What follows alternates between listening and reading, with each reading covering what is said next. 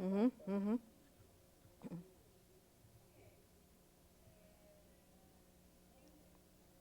Okay. Now? Okay. Yeah. Good afternoon. This is Nan Saxvig with this week's RSVP Getting to Know You program. One of the nice features about this program is that I get to interview a number of our volunteers in this area. And with me today is Ruth Scott. Ruth, how did you first get involved in volunteer work with RSVP? When I retired from working in the public schools where I was a librarian, my friend Marge Kempner, who taught with me for 20 years, asked me to join her in working for RSVP. And so I did. I went down and volunteered. All right. And have you been in this very long? How many years have you been working with RSVP? Well, I've been working with RSVP since the fall of 1989. When I volunteered at that time, I felt that I would enjoy doing other things in other libraries other than what I'd been doing at school. So I was able to choose work at the university library and at the public library. I see. And I presume that you are also involved in other activities in the community? Yes, I am. I've also been active in my amateur radio club, where I'm now the president, the Hellgate Amateur Radio Club. I've been a licensed amateur radio operator since 1982. In that work, we also help in emergencies, and we all have equipment that we can take, and when called upon, through the RACES program, which is the Radio Amateur Communication Emergency Services, we go and help provide communications if there's any disaster like fires or earthquakes or any other local disaster. All right. And I understand that right now you are involved in a new project called Healthier Living, which the RSVP is going to be producing down here at MCAT. Can you fill us in a little bit about what that series of programs is going to be? RSVP wants to produce a series of programs concerning health for older people. And they have asked us to come to MCAT and learn how to use the equipment and write our programs. Quiet. Finish it up. I'm sorry. And write our programs in for production in April. All right. We'll be looking forward to that series. And I want to thank Ruth for being with us today, and I'm asking you to join us next week for our next segment of RSVP Getting to Know You. This is Nancy Axvig for KOJM TV.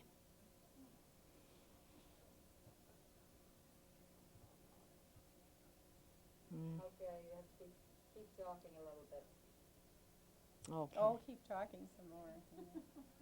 I thought we were... Well, when she said quiet, I thought that we had overstepped our bounds. So, do you have any more questions to ask, Nancy? Yes, one thing I would like to ask you. What do you think is the most important thing that you get out of volunteering? Well, I learned so many new things and meet so many new people. And it's always interesting and challenging. And I think that's, speaking of health, I think that's very important to keep a healthy mind. Because volunteering or working or a hobby is very challenging to the mind. And exercise of the mind helps to keep you active. Okay. You keep telling us quiet, so I never know when to quit or not, Marge. I said, you told us quiet all of a sudden a while ago, and Well, so she said stay quiet, and then she said keep talking. Right. So I'm getting... Well, now, well, when you, no, when Is she, that- when that's- she wants you to do that, you're supposed to make a motion, you're not supposed to Well, say she, anything. well, she kept changing what she was going to say. So that really Oh. threw me because, Well, no, she said finish it, wrap it up, so... Yeah, and then... And then she said no, because of the, yeah, I think our first interview was much better. Have them keep talking, so it's, Oh, well, it doesn't matter, I hope she erases it. some little symbols like... Yeah, the ending, I think, with Marge, when Marge was back there, you did a good job at the back there, Marge. I don't know if I'm on or not, so I mean, you did a good job back there. I mean, as far as the switching cameras, but we knew when we were going to cut off, see, didn't we? At this Yeah, end. yeah, we knew we were gonna cut off. Yeah. See, there ought to be some other way, and you said quiet, I thought, I just quit talking. Well, she didn't, We're all just learning this. We're all just learning. Oh, the audio. she wanted Oh, okay, to see okay. the directing thing. Oh, okay. Well, it's very confusing. Well, she's trying to do. We're going to go back and watch this idea. Okay. I forgot. We will not jump up quickly. I got to remember that I had this on. Wouldn't it be awful if I tore the whole cord off? It'd be just like something. You Right. probably wouldn't be the first one. Well, I don't want to be anyone. I'm going to drape mine over his head like that, I think. This is all set to talk right here? Is that all set to talk?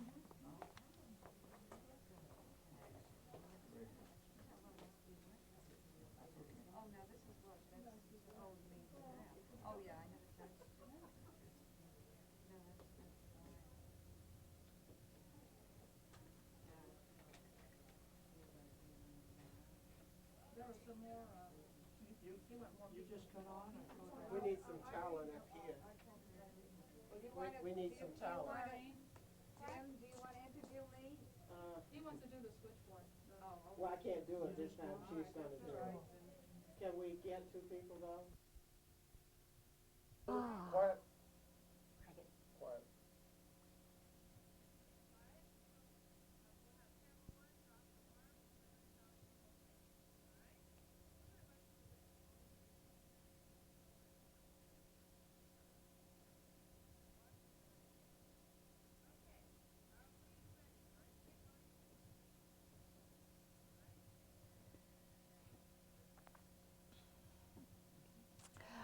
And where is this located? Well, I've just recently moved to 1043 South 5th West. Is that in a home No, or it's just a building. do small you building. make your own costumes? Yes, or? I make most of the costumes.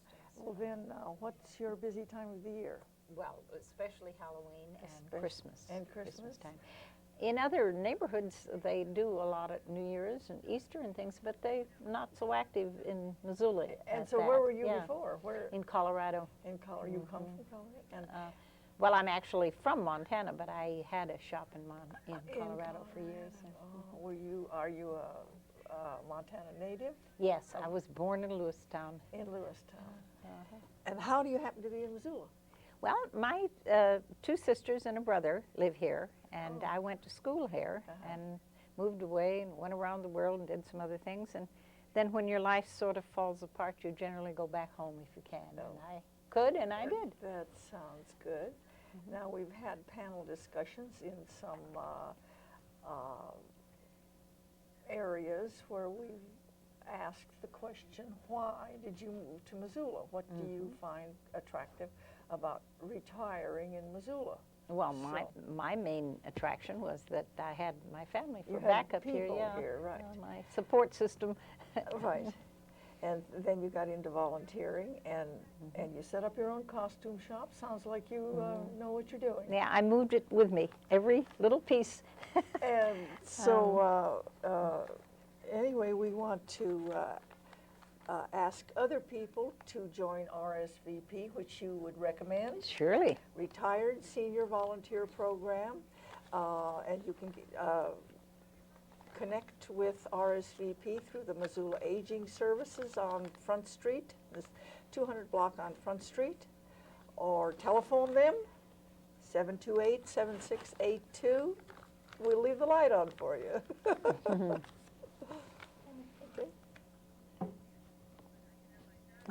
Cut, you want us to keep talking? I think that the organization is really special in as much as it gives us as much as we give them. Right. Oh, for sure. You get, and there are so many areas now, like Yes, there's whatever you do, teaching, nursing, cooking, anything If that it's you like to just- there's do. just about anything Sales, to if do. you like to if you've been a clerk or something? Are Right, they going to nobody give said us a cut signal if we're supposed to quit talking? If you, Well, they stopped, but then I don't know what happened. They never See, they're stopped it. leaving, they're leaving their Okay. post. oh, finally. All right.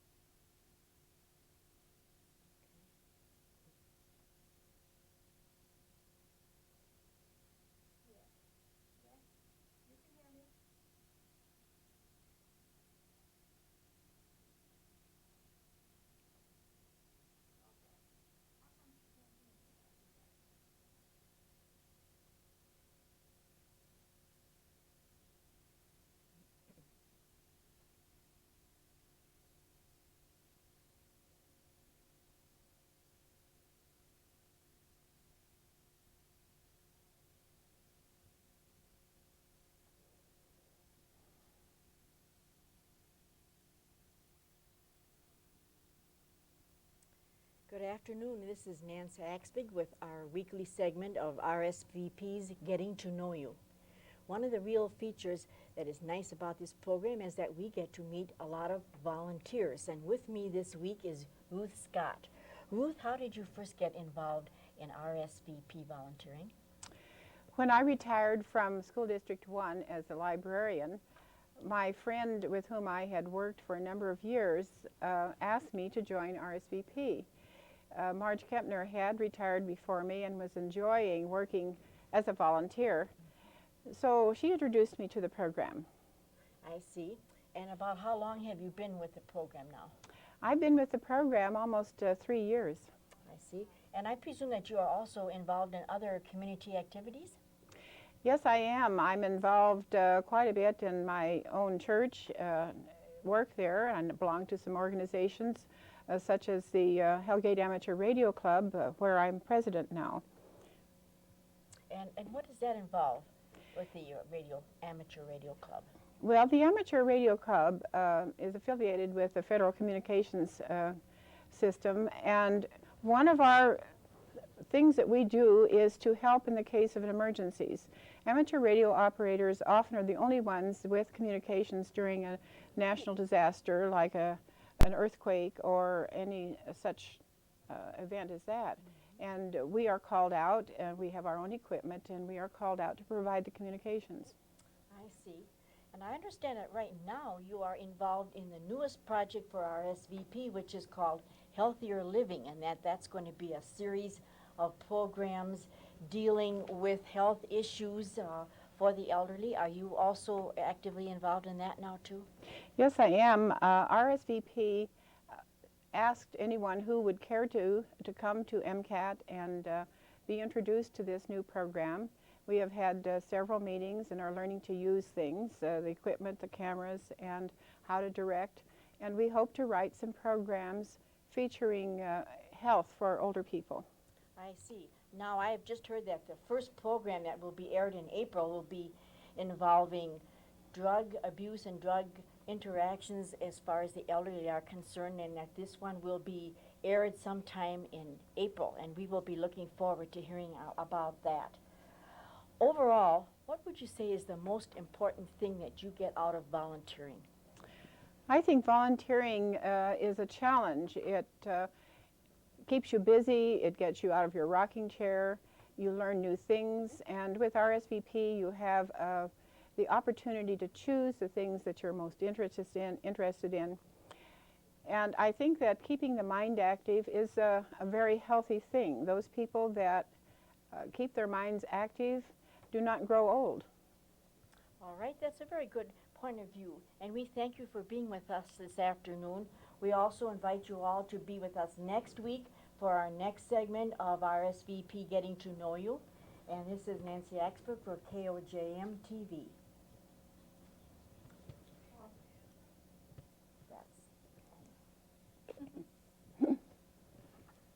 I saw her.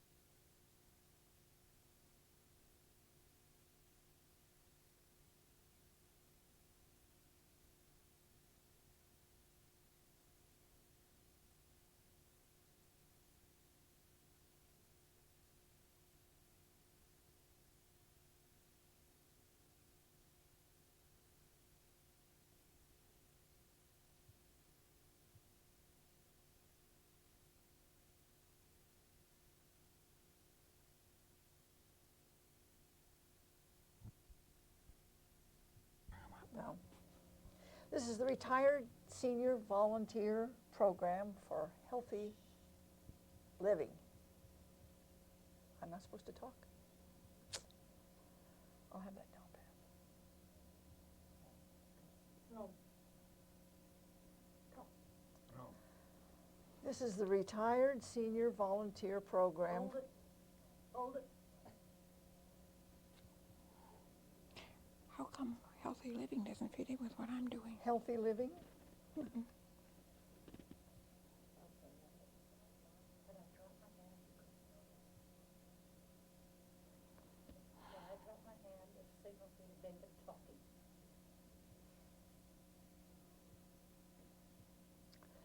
This is the Retired Senior Volunteer Program for Healthy Living.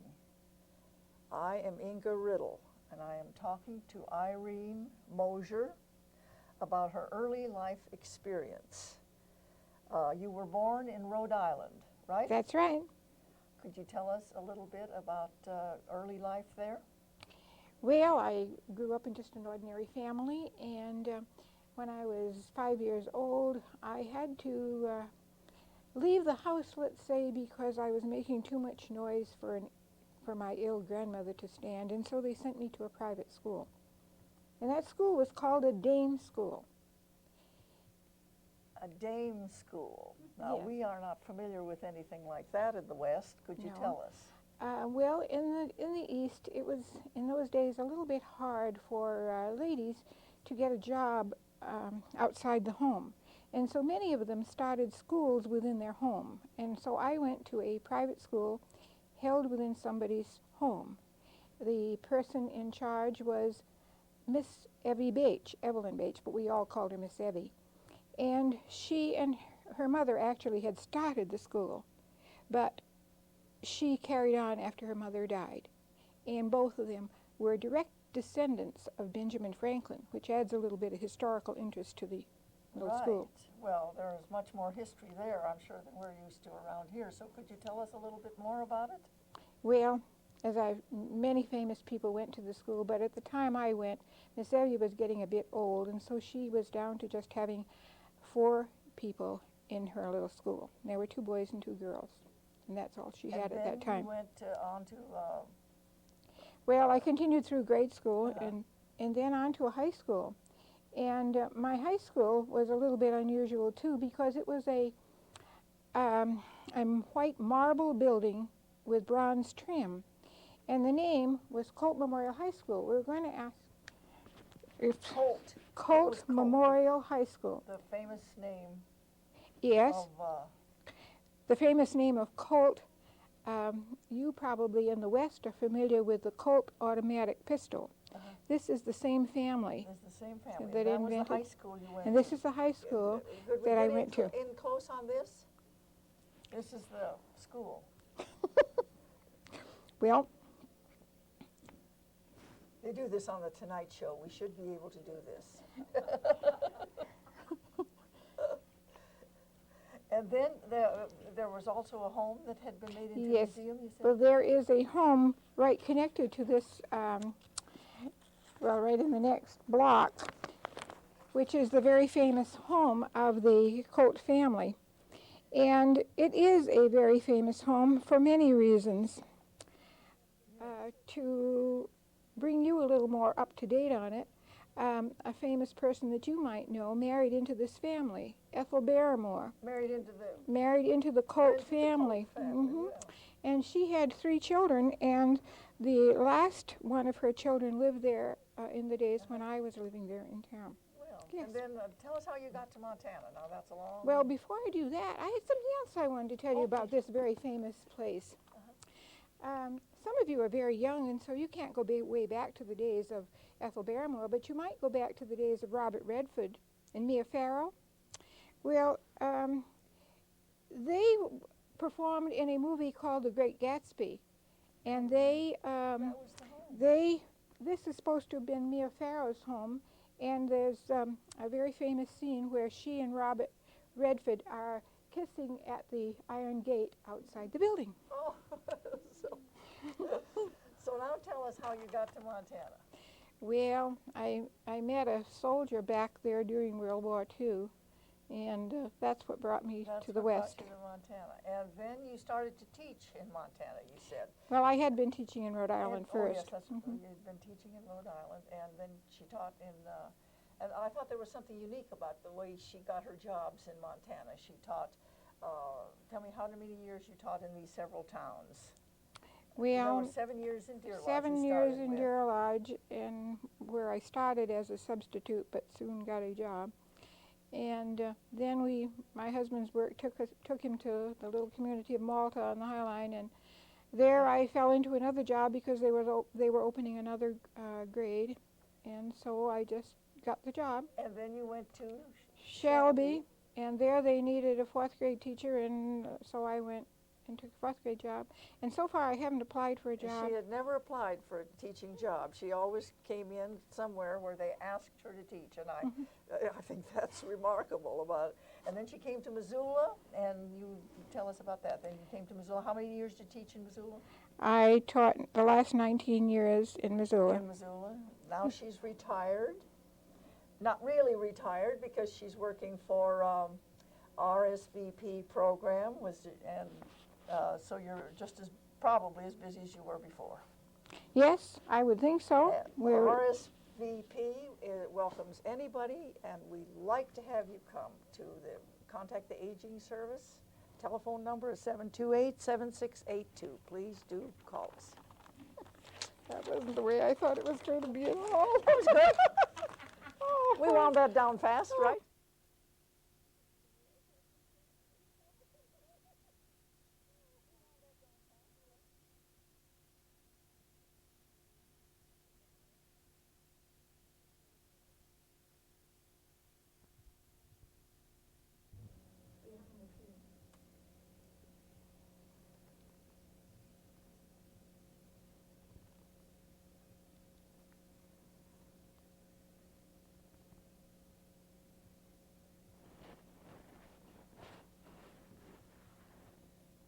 Hello, everybody. Welcome today. We have with us Marge Kempner, an RSVP volunteer. We're going to talk to Marge about her experience as an educator. Marge, we are often asked today, is there much difference between the youth of today and perhaps when you were in the classroom or when you were a student yourself? Have you seen much difference? Well, I think children nowadays are getting a lot more freedom than we had. Certainly we had as children, but I think even more freedom than we gave our children. So it's, whether it's good or bad, this is the way it is, I'm afraid. And hopefully the type of education will follow along with it.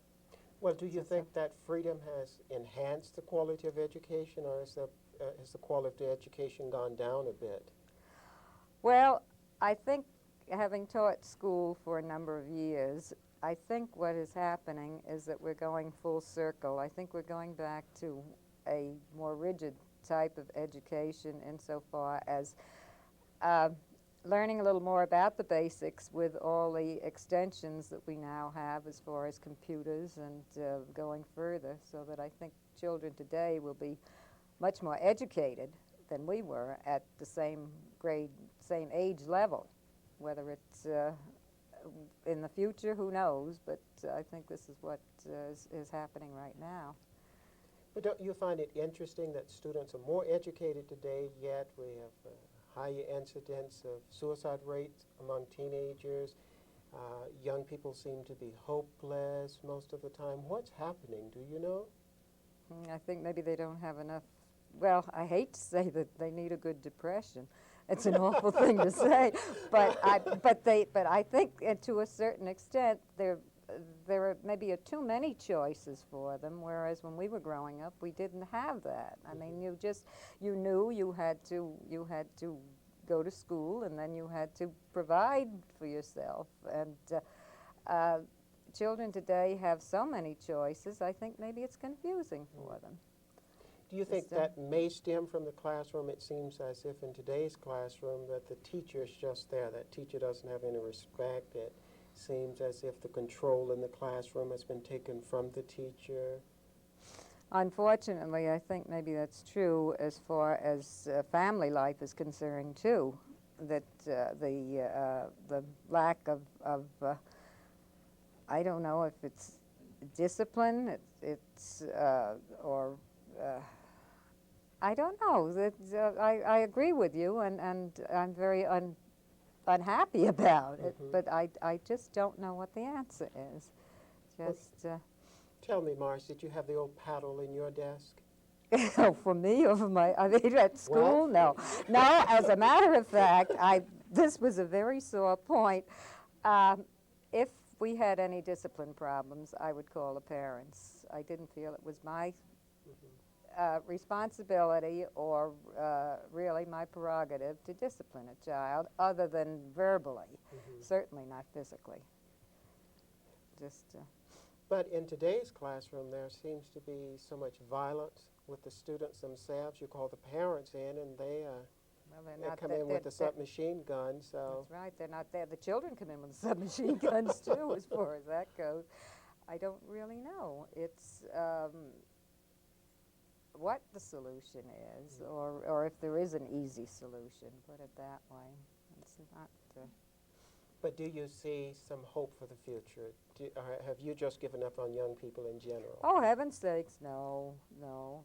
They'll be around. They've been around before. I mean, sure, we've been through, this is maybe a cycle that we're going through. I hope so. But I think basically there are good kids, and there'll always be good kids, and there are some that maybe need a little better direction. And hopefully everything will be wonderful. And they will. I mean, if it's such a big world and there's so much for them to learn that I hope that they all realize it, or some of them anyway. For those people who are kind of teetering on whether or not to go into the classroom, what words of encouragement might you offer? Well, to me it was a fascinating thing to see little minds grow and to see development in children from 5-year-olds to on up into their teens, and where they become responsible citizens, we hope. And this, to me, is very interesting, and hopefully other people will feel the same way. Just one last question here. Many people are saying that our teachers just aren't getting paid enough. We pay our engineers these great salaries, but the people who are molding and shaping our future generations are getting peanuts. What do you have to say about that? Well, on various levels, I think the grade schools and the high school teachers' salaries have increased tremendously. I don't feel the same way about the college level. But of course we live in Missoula, and maybe that makes a difference. But generally speaking, it's certainly for a woman. I think that the salaries they're finally respectable. They're living wages, but they're not, as you say, they're not on a level with some of the others. But of course, very often it has to be a 2-income family. Right. But it's on certainly with what's happening nowadays, I would say that it's on a level. Okay. Just, well, Marge, we certainly appreciate your dropping in today. We invite you to come back next week and drop in and see who will be visiting with us. This is Jim with the cap. Goodbye. okay. I don't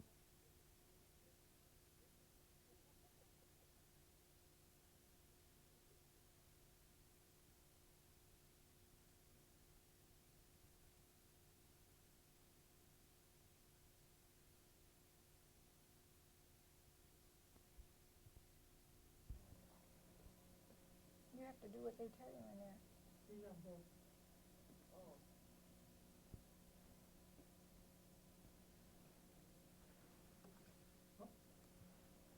Stay still. I'm not used to sitting still long either. Get ready to start. Be quiet and get ready to start.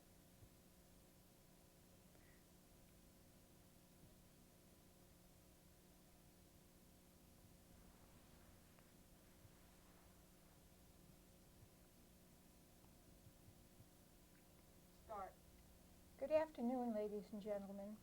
This afternoon we are continuing our interviews concerning family life. And this afternoon we are going to dwell mainly on the raising of children. I am Irene Mosier, and I will be interviewing Reba Fox. Reba, you have had experience in raising 2 sets of children. You had children of your own, didn't you? Yes, we did. How many? We had 3, 2 boys and a girl. And you raised them with any particular problems? Except the usual problems of usual. children. No, nothing. But don't let anyone tell you that raising girls is easier than boys. We had 2 boys and then a girl. And you think it's a little bit harder to raise girls? They're different. They are different. They're very different. Well, did you have grandchildren too? Our 3 children were grown and married and had, I guess we had 5 grandchildren when we took on a second family. Yes, that's what I really want to hear about. How did you happen to come so that you would be raising a second family after you had raised your own? Well, first of all, my husband's, his youngest brother lost his wife, and that left him there. And just a few weeks after his wife passed away, he discovered he had cancer. So he lived for 14 months, and in that length of time, of course, it went through the usual gamut of what about the children? And even though there were some others that we felt could qualify as people to take on the children, it ended up that no one would take the children and they would be put in foster homes. There were 4 of them. You didn't want that to happen, I'm sure. And I couldn't see that. No. We still had our big home where we had raised our own children.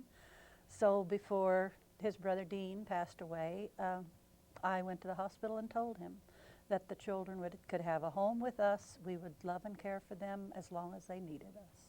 Wonderful. What were the ages of these children when you took them? 6, well, she was 7 by the time we took her. The youngest one was just 7 years old, 11, and that was the 2 girls, and then there were 2 boys, 15 and 17. So you had 4 more to raise. Right. It was quite an experience. Yes. What could you tell us would be the biggest difference that you found in raising your own children and then in raising these so many years later? You knew what to expect of your own. You were the one that had trained them from day one. You knew what they did, what they were capable of, many things about them, and you take on someone else's that had had their whole life with other people's training, which naturally is going to be different than the way you trained yours. It was quite a difference in what they had been used to. Their parents, both of whom were very permissive parents, and I was a rather strict parent. So it was different. Did you get them into shape eventually the way you would like them to be, or what? You had to do it gently and firmly, because particularly for the 2 girls, I think, well, all of them, but it affected them very greatly. They had had many traumatic things happen to them in their last 3 years before we took them. They had lost 2 other uncles, one of whom had been going to take over with the children. And they had lost, well, of course, their mother. Well, they had had so many losses that the little one would go to sleep some nights. Before she would go to sleep, she would hang on to me and cry and cry. She says, "You're not going to leave me, are you? You're not going to leave me." And it was, I would say, over a year before she would stop crying at night, afraid that she was going to have another one that would leave her. You can see why she would feel that way. That's it. So you Yeah. couldn't be too strict, per se, with children like that. You had to give them a lot of attention and a lot of love. Yeah. And I was still working. Oh, and taking care of these children while you were working? Well, a lot of that work fell on to my husband then. Yeah. He had already retired once and was in a second job, and since mine was on the way up at the time, he decided the most practical thing to do would be for him to stay home. So when they came home from school, they had a parent home to take care of wonderful. things. So they never came home to an open to an empty house. That means a lot to young It children. meant a It lot. certainly does. Yes. Well, you were a senior citizen when you took on this extra family. That's what it would amount to. And you know, it proves that we senior citizens are good for a lot of things. It sure does, but I guess I hadn't gotten to the point yet where I felt that I had given up very many things. So the two girls, I loved bicycle riding, so I took over immediately with taking them bike riding all the time. They had never had that because their mother was ill many years before she died. How wonderful. And then I took the 15-year-old boy on a whitewater rafting trip that we both had a ball. Weren't you the brave one? Well, we were gone for 2 nights and 3 days on this, and How wonderful. it was fantastic, you know, Great. ditching in the water and sleeping out at night. And I mean, it was one of these nice ones where they already have the food prepared and everything is done Everything's for done you. for you. But you're there still were brave to take them. 5 rafts of people there. Oh, and really? To this day, the 15-year-old, who is now 20, no, he's 32, has his own children, of course. He says, I'll never forget that whitewater rafting trip How we had. wonderful, how wonderful. Well, I think this is a perfectly wonderful way of taking care of young children and showing what you can do, Yes. even at any age, to see that children Yeah. grow up and do well. We thank you for sharing this experience with us today. I'm sure it will be quite meaningful to those who hear us. Thank you very much. Are we ended?